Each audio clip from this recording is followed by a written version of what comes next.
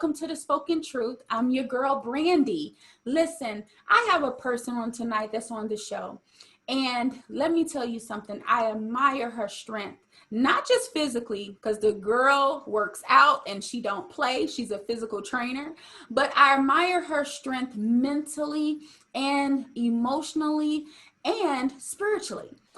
Krizia went through something this year in 2020 that would leave someone else in a mental hospital. I'm telling you. But Krizia shows so much strength during this time, losing her 10-year-old son, Kaden, to cancer just June the 23rd. And I have her on the show just because a lot of us have lost a loved one. And if you don't know anything else about Krizia during this time, she shows such strength. I mean, she went through this trial, but she never once we didn't see her faint, but I know she went through some times where she wanted to give up hope. So I have Krizia, without further ado, because I can talk all day about Krizia, but without further ado, let me introduce you to my friend, a person that I love and admire, Krizia Summers. Hi, Krizia. Hi, Brandy. Thanks for having me on the show. I'm so excited you're on the show, Krizia. I'm excited to be here. I'm happy that you said yes, and especially not even 2 months later, 3 months, not even 3 months later of losing your son. And actually you didn't lose him, heaven won, awesome, powerful young man. But Krizia, many people go through a loved one dying of cancer or have cancer today. And I just want you to tell us a little bit about this story. From the beginning, Krizia, how did you find out that Kaden had cancer? Yeah, well, we found out that Kaden had cancer June of 2019. So he had started to develop like a little bump on his head back in, we first noticed it like September of 2018. He had said that he had gotten into an argument with the kid at school and got pushed, and it was a bump. They had bumped his head. So we just thought it was a bump and it was going to go away. Well, it ended up like not going away. And then come May, they have field day at school. He started having leg pain. And his leg was hurting. But we had already gone to see a doctor, a dermatologist, and they said it was a cyst, because we told them that he had bumped his head. And so they had just assumed it was a cyst, that small surgery, no big deal, should be just nice and quick, in and out type of thing. That's what they said. So fast forward to June, when he scheduled for the surgery. At that point, and it's how like with dermatology and stuff, like they never get you in right away. It's always like 4, 6 weeks, 8 weeks. In our case, it was 6 weeks after we had originally gotten the referral before he got seen. And at that point, his leg had started hurting. So we had gone on a trip to the East Coast. During that trip, he really couldn't do anything. Like he couldn't, like we couldn't do anything with him because he was in so much pain. He was crying through the night. We weren't sure what was going on. We like massaged it, gave him, all the things that I know as a fitness, being in the fitness industry, things that might cause that pain. Maybe he had a tight muscle.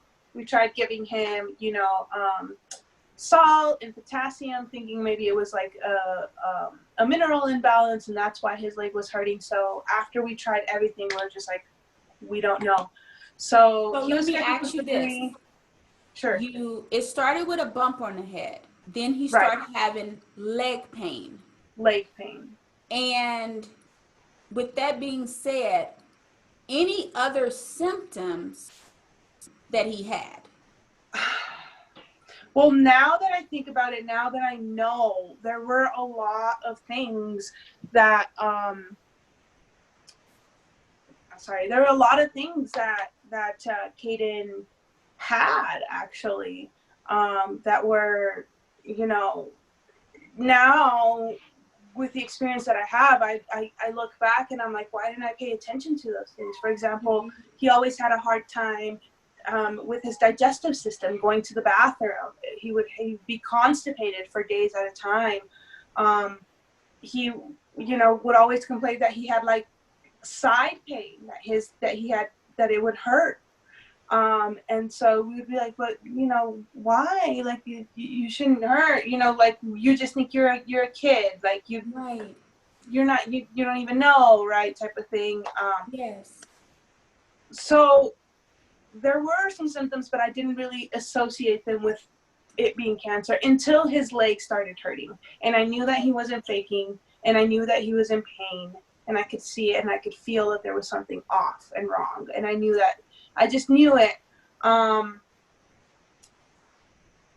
Yeah. So when we got back from our trip and he went in for his surgery, and they went in and they opened him up, and they were like, yeah, it's not what we think it is. It's actually going past the skin and touching the bone. And so we need to have a neurologist take a look. And at that time, like, I just knew it was bad news. After we saw the dermatologist and we went to and I took him to his pediatrician, because the dermatologist was like, you know, I don't think the leg pain is related to the bump on the head. Mm-hmm. I went to his doctor. I made an appointment the next day. By the grace of God, somebody had canceled and I was able to take him in that day. Mm-hmm. And she examined him. She felt around. She felt his liver. I already knew, like, I just had a feeling that I knew that that's what the answer was going to be. And when she gave me that answer, my immediate response was, it's okay, God is good. Mm. And at that moment, like, I knew that it was cancer, but I also knew that he was going to take this and do something special with it. Mm-hmm. And so he did. Yeah, he did. When they opened him up and they saw mm-hmm. it was something more, you saw the neurologist. What was the time frame from when he bumped his head to when you actually saw the neurologist? It was, oh goodness, September, October, 8 months, 9 months. Wow. 8 months. Okay. Yeah. So you saw the neurologist, and what happened? Yeah, so after we saw his pediatrician, she made an emergency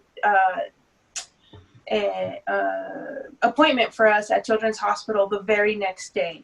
So the very next day we went in and they did x-rays. And in those x-rays, they saw that he had cancer all over his body at that point. It was in his lungs, in his legs, in his head, behind his eye. I mean, he was stage 4, completely drenched in cancer. The probability that they gave us with him on chemo was so low. It was like less than 5%. Okay. And in thinking of that, both his dad and I decided that we didn't want to put him through that if he only had, according to them back then, 45 days to live with cancer or with chemo. They really didn't give him much option. We thought we didn't want to put him through that, that we wanted to spend as much good quality time with him as we could. And so we did, and we were very blessed, and God really gave us the opportunity to be able to do a lot of really awesome things with Kaden during that time, which was really amazing. It was really amazing, the time that we got to spend. We've just gotten back from a trip that we were able to go through Make-A-Wish. They sent us to Hawaii because Kaden's wish was to swim with sharks. So we've just gotten back from that. And woke up. I mean, Kaden had a pretty rough night. He was in a lot of pain. He was complaining a lot about his leg hurting. So then when I went to go look at his leg, I noticed that it did not look right. It looked like it was either dislocated or broken. And so we ended up having to call the paramedics, and they came and they took him to Children's Hospital and they did an x-ray. During that trip, we met the most wonderful paramedic. His name is Mike. He works for Adams County Fire Department. And through him, he was an angel sent by God, that's for sure. But Kaden, in that 30-minute ride from my mom's house to the hospital completely won him and the whole crew over. And so they did something very special for him when he actually passed. And throughout his battle, they were very, very awesome with Kaiden. But when we got to the hospital and they did the x-ray, it turns out that his leg was broken. So during that time, they put him on morphine. They put him on very heavy medication. His eye started to get really, started to grow. The cancer behind his eye was growing, and so it started to push out on that eye. And his eye was kind of starting to come out from like his eyelid. And so they ended up having to put a catheter in him. He had a feeding tube in him. He was pretty much, they really weren't expecting him to last much longer. What type of cancer was this, Krizia? So he had a very rare type of cancer. It's called clear cell sarcoma of the kidney. So very, very few people have ever even gotten the cancer. And from the research that I've done, it's usually a cancer that you get as a very young child. When children get it, they usually get it very, very young.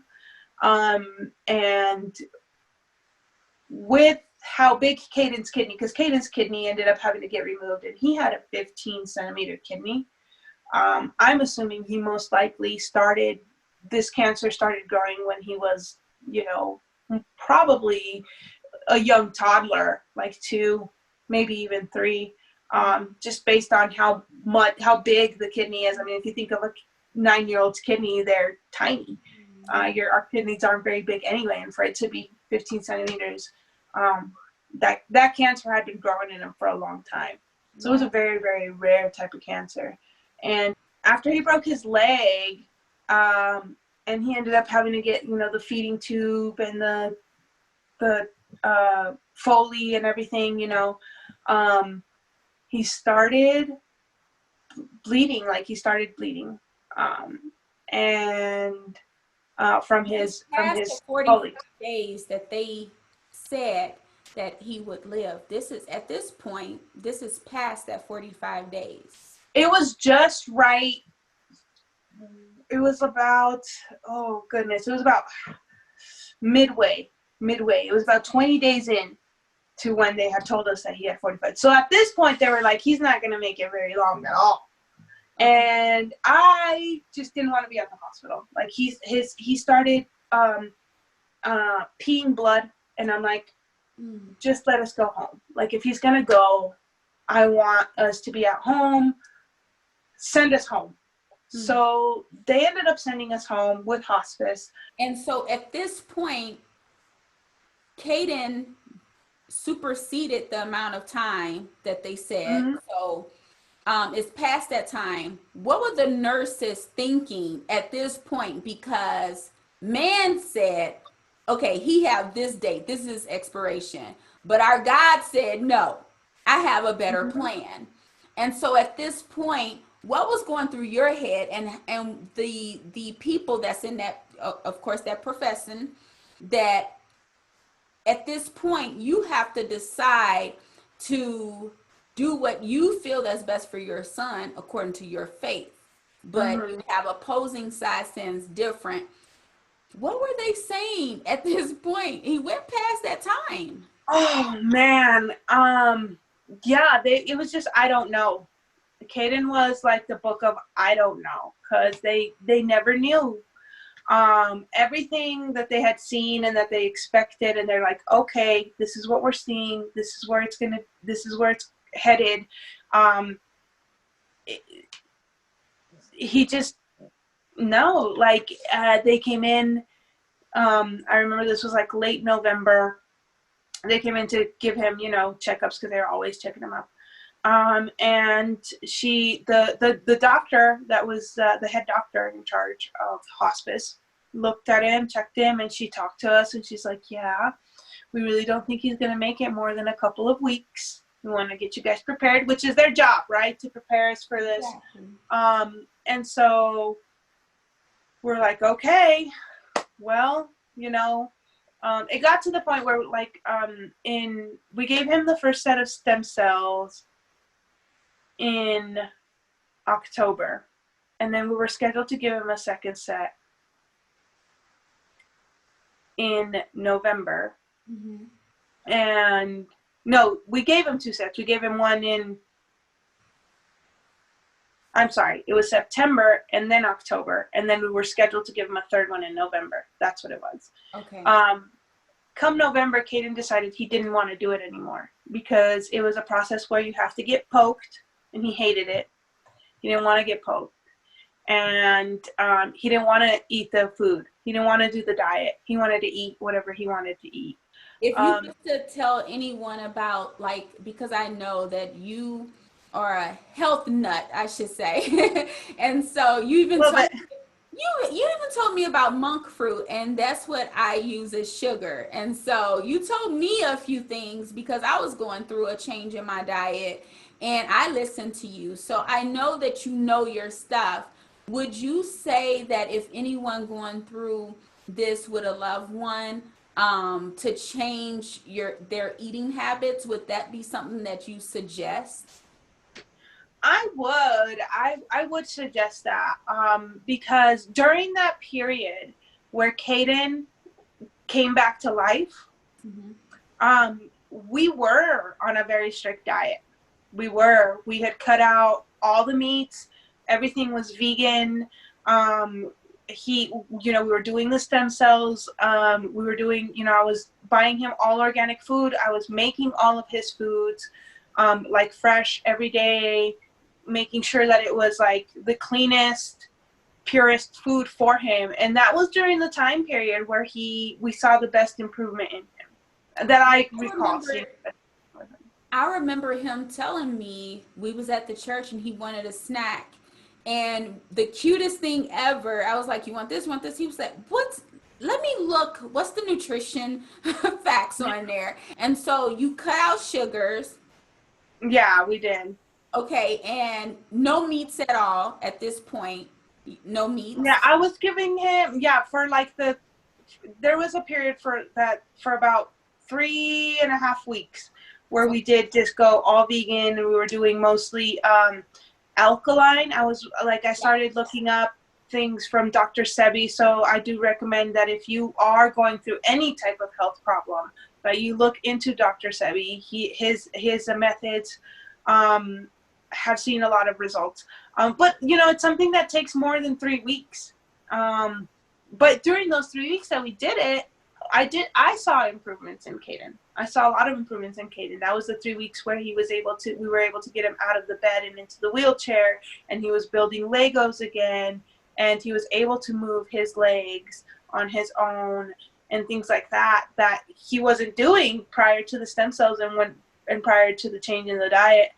But when we really took that approach, that's when we did. So I would totally recommend for anyone that has any type of sickness, whether it's cancer or even diabetes, heart disease, any of those things, like they all really come down to what are you putting in your body, how are you fueling your body, like what is it that's that you're putting into this vessel, right? Yeah. And so let me ask you something. He did not want to do the stem cell. And so at this No, he didn't want to anymore. Okay, so at this point, you stopped doing stem cell. You started allowing him to have different foods. And so what else did you try after the stem cell? So after the stem cell, we didn't really try anything at all. Okay. It was that was kind of like the all done it. And so the conflicts that I had with his dad kind of led to that, because his dad also no longer wanted to proceed in giving and trying any more different type of treatments. He was pretty much done. Kaiden was pretty much done. And so again, this is where I felt like I had no control. Like I'm like, okay, I guess the only thing I can do now is just pray to God that he gives us the strength, and that, Kaiden doesn't suffer anymore was kind of like where I was at. By the grace of God, we ended up getting respite through one of our members at our church, Victory Church, which is the reason why Kaiden actually is the reason why I am part of Victory Church, why I know you, why I have connections, which is really amazing for him, because of him, that all of this is happening. But we ended up getting respite there, and so there I was just like, okay, God, it's all in your hands. And I'm going to continue to be the mom that I am to Kaiden. So I continued to, try to give him his healthy foods and stuff like that. And I would give in every once in a while, I'd be like, okay, you can have whatever you want.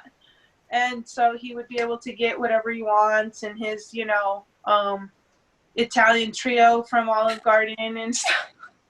I had spoken with Krizia, you guys, and I said, tell Kaiden, what do he want? And whatever he want, I'm bringing it over. And so the cutest thing ever was that he had a whole list. It was the Italian trio, which, you guys, that's within itself is enough for 2 people, 3 people. Okay. Nevertheless, at that time, a 9-year-old. And he wanted some mousse. What was Chocolate mousse. Chocolate mousse. 2 drinks. 2 drinks, you guys, from Olive Garden. And I'm like, what else did he want? Oh, chocolate milk. I mean, he had whatever he wanted to have. And I'm like, let's see if he really eat all of this. Make the long story short, he had his food. I don't know if he ate majority, but he ate a lot of it to be a lot. Yeah, he 9 did. years old. And I thought that was so cute. And he thought I didn't bring it because he did sleep longer. And him and my son, 9 years old, and they both was in the same class. And so my son adored him. But we went over there and we prayed with Kaiden. My son was like, hey, we're supposed to be praying. And we prayed for Kaiden. But he was sleeping at this time. So when he woke up, Krizia, what did he say? He said, hey, where's my Olive Garden? It was there, and he was like, oh, yay. And it was like spaghetti and fettuccine Alfredo and something else. Chicken Parmesan, that's what it was. And so he was like, I want the chicken Parmesan, and I want all 3 of them together. I'm like, okay. Oh. Yeah. And so at this point he started eating some, some He did. Yeah. And I thought that was interesting because now they're saying every time you turn around, they say he's going to live. He's not going to live. A couple days. Yeah. So this was like, late November, they said he's a couple weeks, a couple weeks, he prepare for that. So the couple weeks come, they're like, we really don't think he's going to make it to Christmas. Christmas comes and goes, and he's still here. And then the New Year comes, and at this point, the cancer in the back of his eye had grown significantly. It starts pushing out on his eye. It ends up pushing his whole eyeball out of his socket, actually. And when that happens, the nurse comes, and she's like, yeah, she had to go up on the meds. And it's not a pretty sight, and they're having to cover up his eye and do all these things to the poor kid. And she's like, yeah, he is not going to make it past the weekend. This was January 2nd. She said this. She said he's not going to make it past the weekend. You guys need to be here. Call off of work, do whatever you need to do to make sure that you're here. And I wasn't working very much, but I was working like 1 or 2 days a week at that time. And so I call in, I'm like, guys, I can't teach my classes anymore. I have to be here for my son. So 2 weeks, or the 2 days come and go. He wakes up and he's like, why am I so skinny? Somebody get me some spaghetti. And so he puts my mom to start making him some spaghetti. He starts eating spaghetti. And he just kind of comes back again. And they're just like, we don't know. Again, we have no idea what's going on. This happened multiple times throughout this duration. I mean, oh my God, that was at least the 6th time. Yes, 7th time, something like that had happened at that point. So yeah. And so now he literally came back to life. He wanted to eat again. Mm-hmm. And so this is in January. From Mm-hmm. January to May, he was still hanging on. And this little guy here was a little guy that I just adore because he was very frank and spoke his mind. He had a mind of his own. It was like this Good. 9-year old packed, like living inside, 45-year-old living inside a 9-year-old because he Yeah, knew that's what he fair. wanted. He loved sharks. He was a fella that spoke his mind. I remember coming over, Krizia, and you got to tell this story because I'm like, okay, he wanted it quiet, so I didn't know if I should talk. And so he was like, why come you're not saying anything? And so He's like, who are they? yes, I'm like, this is me. And so he wasn't giving hugs, but he gave me a hug. And you got to tell him what he said when he gave Oh me my gosh. Okay, yeah. my hair. So he goes to give her a hug, and he would give like the most like just like heartfelt hug. So he goes to like hug her and like caress her, and he starts grabbing her hair, and she just starts playing with her hair. And he's like, "Ooh, I like your hair." He's just like petting her braids because you had braids at that time. You had your hair in braids. I did. So he loved it. Yeah. He thought it was I mean, I tried not to cry at that point, but of course I had to turn around and cry because he was rubbing my head, and I just wanted to sit there and just lay on him while he rubbed my head. Oh. He was a trooper. So, Krizia, at this point, from January, his health started declining closer to May. Pretty much when he went back to the hospital. So, so like now we're in a pandemic and we're having to take my kid with cancer to the hospital, which is the worst place that you want to be at, period, especially during a pandemic. And at that point is when we start seeing him decline faster, a lot faster. But even then, when we got there, the doctors and nurses are just kind of like, we don't know. And he's, he just was going through these like waves where like he would not eat, not respond, not want anything. And then all of a sudden he'll just wake up and wants to eat a yogurt and a cheeseburger and pizza, and he's just eating. And then he would not again for a couple days, and sometimes it'd be a couple days. And so, these bouts of we don't know what's going to happen with Kaiden. So Kaiden ended up passing, you guys, on May the 23rd. Correct me if I'm wrong, Krizia. Yes, May 23rd. May 23rd. Krizia, at that time, what was in your head? What were you thinking? And what was your conversation like with God?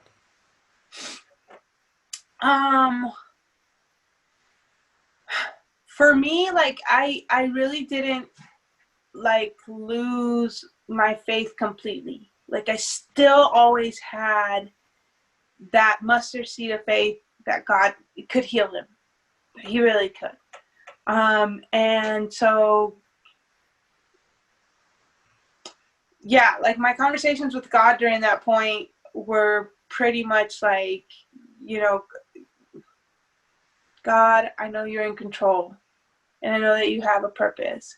And so I had gotten like a vision back when Kaden first got diagnosed that he was going to touch millions of lives, and that millions of lives were going to be changed because of his story. And so kind of like the fact that like I'm here talking to you and doing this interview, in addition to the hundreds and hundreds of lives that he's already touched that have come to Christ and came to know Christ or got brought back to a point where people who used to pray but started praying again for him, and brought them back into appreciating what you have too. Many people that I don't even know, that never even met Kaden, were completely touched by him, by his story, by his strength, by just how positive he always was, even um Let's even talk when he was about that. going. Tell us about Kaiden, because Oh even my when he was going through, he was such a strong guy. Tell them about Kaiden's personality and how he was during this time. oh my goodness, Kaiden, even in like the hardest, toughest, most dreadful, horrible, like, let's not try to sugarcoat it, it was horrible. It was horrible torture that he went through. Um, he still managed to smile. He still managed to always give me a kiss. Oh, I'm gonna cry. It's okay. He always wanted to give me a kiss, and I miss it so much. He just plump up his little lips to kiss me. And I remember that I would cry. And he would hold me and say, Mommy, it's okay. You don't have to cry. Yeah. Mm-hmm. I remember I hit my leg one time. And I cried because it hurt. And I hit my shin really, really hard. And he was just like, oh, Mommy, are you okay? I'm so sorry that you hurt yourself. And I'm just sitting here thinking, this little boy is going through so much. Like, he just had a kidney, his head surgery, his eyeball is literally popping out of his face, and he's asking me if I'm okay. Like, because I bumped my shin on something. And it just reminded me how sweet he really is. He's so sweet, so kind, so loving. Did you have your moments where you talked about deep things? And what was those conversations like? I started talking, like, my conversations with Kaden from day one were very real. Mm-hmm. Like, when we told him about cancer, about, what his diagnosis was and everything, like, we were very blunt with him. Like, I've always been very blunt with him and told him, like, what was going on. We always let him know what we were going to do, what everything, like, in addition to that, like, I had a lot of really spiritual conversations with Kaden, where, we would talk about Jesus and dying, and we were actually at your house when he decided all on his own that he wanted to be baptized. Yeah. And he was able to do that, and he did get baptized. And so we talked a lot about what it would be like to be in heaven with Jesus, and how much better that really was than the world that I was living in and that we live in, right? And so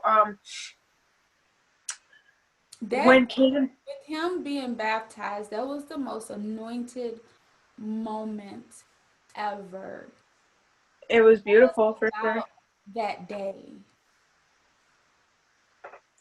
It was a very special day. That's for sure. He just, it's like he knew, and that he was, a child of God, and he accepted that, and that was like his public testimony that he loved God, and that he knew that God loved him. And he said that, and that was something that that we talked about before he made his commitment to become baptized. And throughout his fight, when we would change his sores, and that was painful, he would cry out to God, yeah, Jesus, Jesus, Jesus, give me the strength to get through this. And he would say, I'm a child of God. And I remember that when we were changing him once, he's just, it was difficult and it was painful. And he would cry out, I'm a child of God. I'm a child of God. Jesus, give me the strength.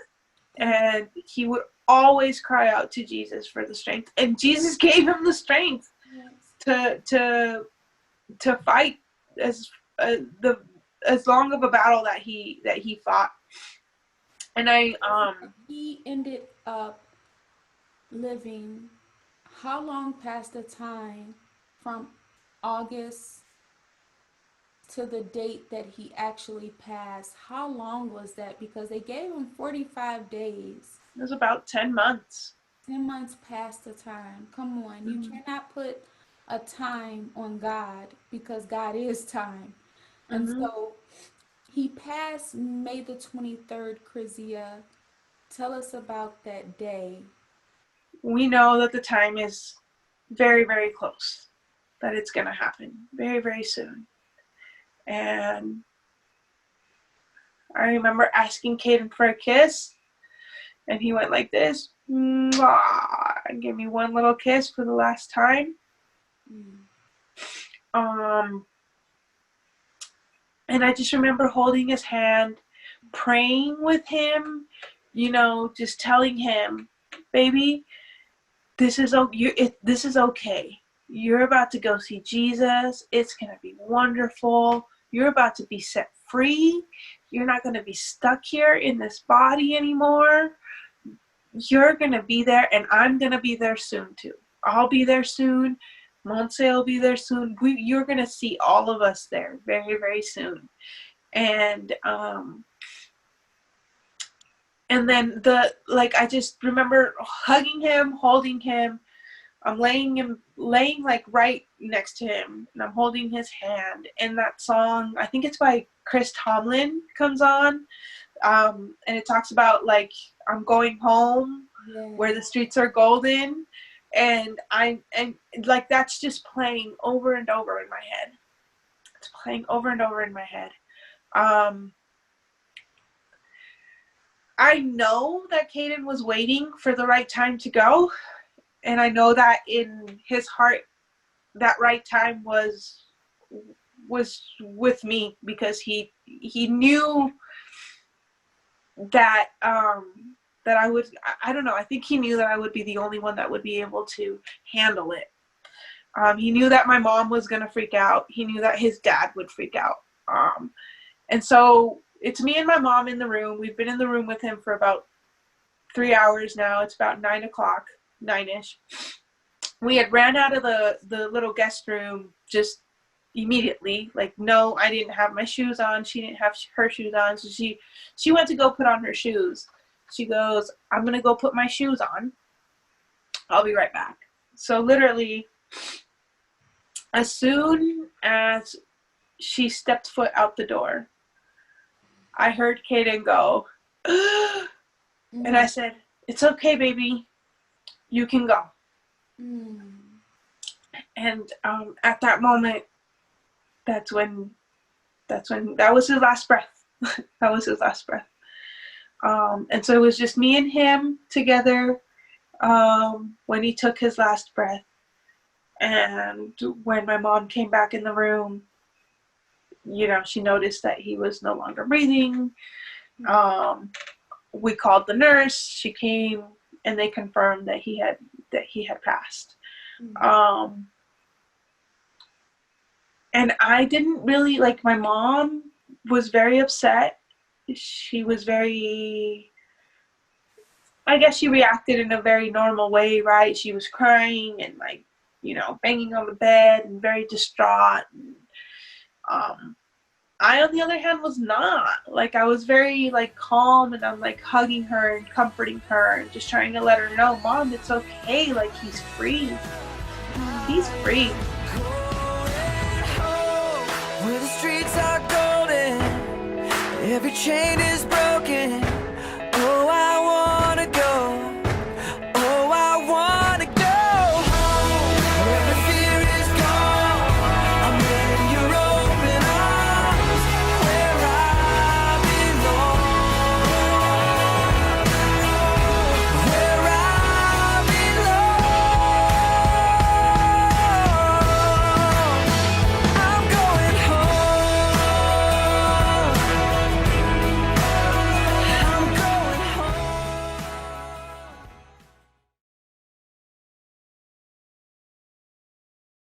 I definitely love your strength. I love who you are as a person. I would literally look at you and say, I should not complain about anything. And every time that I would look at you, it's like I start thanking God for you and thanking God and start counting my own blessings in a selfless way, saying, God, I thank you. Because I Mhm. look at your strength and say, God, that's the type of strength where the faith and trust of God is in her, where it compels others like me to trust in Him. During horrible times, during trials and tribulations, when James said, count it all joy, and you showed that during this time to count it all joy. And I want to talk to those out here, just like Krizia was saying, that to be absent from the body is present with the Lord, and how painful it is to lose her son at 10 years old. I saw Krizia light during this time where her light was shining. The strength of God. When people say that He'll give you peace that passes all understanding, some people just says that. But I saw this in her where she had peace that passes all my understanding and those around her. And so I want to say this to you today, if you're going through what Krizia went through.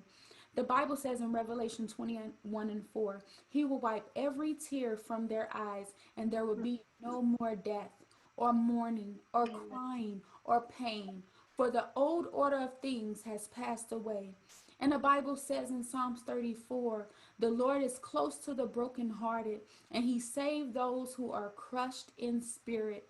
He heals the brokenhearted and bind up all their wounds in Psalms Mhm. 147:3. And it says, do not let your heart be troubled. You believe in God and believe also in me. That's what Jesus said. And so I want to tell you to put your trust in God, how painful it is. We heard her testimony.